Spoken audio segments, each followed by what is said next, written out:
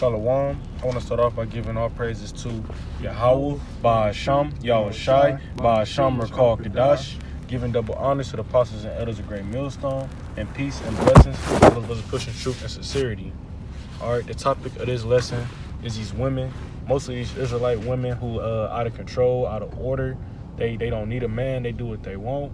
They harlots in the city and things like that. So I'm going to open up this Ecclesiasticus chapter 25, verse 16. I had rather dwell with a lion and a dragon than to keep a house with a wicked woman. All right, why is he saying these things? Because dwelling with a wicked woman leads to death. All around it leads to death. You got to deal with constant nagging, child support, hell on earth. They give you all problems. A wicked woman, someone who don't keep the laws. You know, in a modern day term, they tempt you to eat pork. They tempt you to do shit that you know that's going off, and they intentionally do it.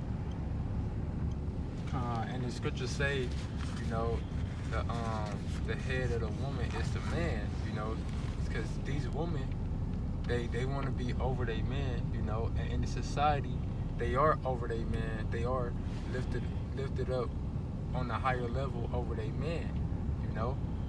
But that's wickedness though, man, because that's not the order that the Lord set it up, you know.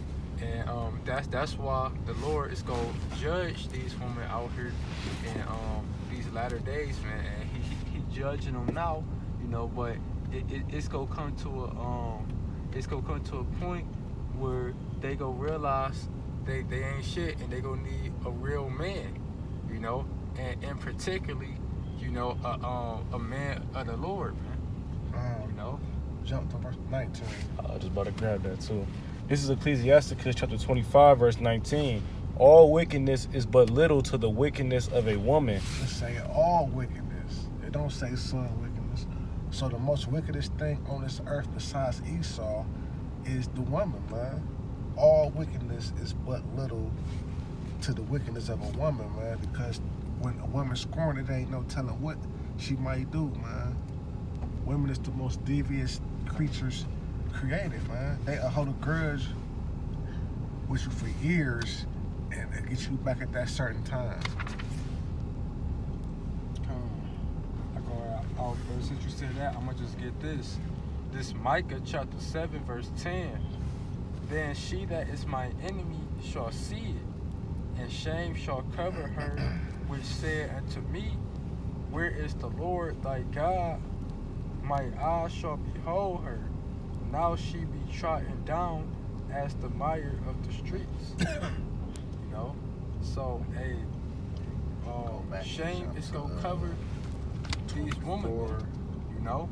Hey, they gonna be shamefaced in the day of Jacob's trouble, man. You know?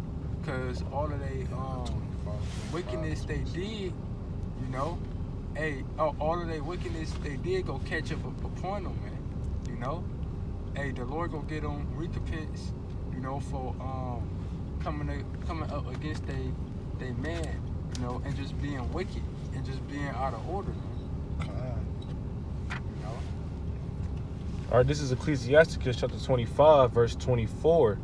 Of the woman came the beginning of sin, and through her we all die. All right, because what was the first sin? When Eve got Adam to go off. That was the first time going off. And how did he go off? The temptation of the woman. All right, and that's Shalom. We back. The video cut off, but I'm gonna jump right back off where it was at. This is Ecclesiasticus chapter 25, verse 24. Of the woman came the beginning of sin, and through her we all die. One of y'all was making a point. That was you. Oh. All right, what I was saying was the very first sin was Eve. All right, what did she do? She tempted Adam, and she got him to follow the customs of the heathen. All right, that so-called fruit that everybody talk about. And you see that today, because Eve is basically causing everybody to go off. You got niggas killing niggas over the same female. You know, that's a real common murder nowadays. All right, Eve is the other than Esau, she might as well be the wicked. All right, you can see that in Job. His wife told him to to curse the Lord. Abraham's wife, if I'm not mistaken, Sarah, she laughed at an angel. Women just been wicked since the beginning. All right, verse 25. Give the water no passage, neither a wicked woman liberty to gad abroad. Yeah, because if you get the water too much passage, what'll happen? It'll burst through everything, man. If you give a woman too much liberty, what? It says, give the water no passage, neither a wicked woman liberty to gad abroad. If she go not as thou wouldest have her, cut her off from thy flesh, and give her a bill of divorce, and let her go. Yeah, because she's so fucking wicked, man. Women go against everything that a man say, man. If a man say, we gonna do this, the woman gonna say, no, I want to go and do this. Man can say, hey, we ain't celebrating this holiday. Soon as you leave, you'll either be to put out treats for the kids and went against everything that you was trying to establish, man. I think the scriptures say something about the father is the foundation and the mom pull out the roots or something like that. That's in Sirach. Yeah, man. Fucking wicked women, man. They all loud and obnoxious. Get Proverbs 9 and 13. And Proverbs 7 and 11.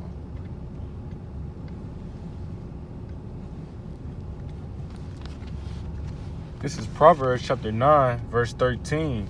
A foolish woman is clamorous. She is simple and knoweth nothing. Clamorous mean loud, man.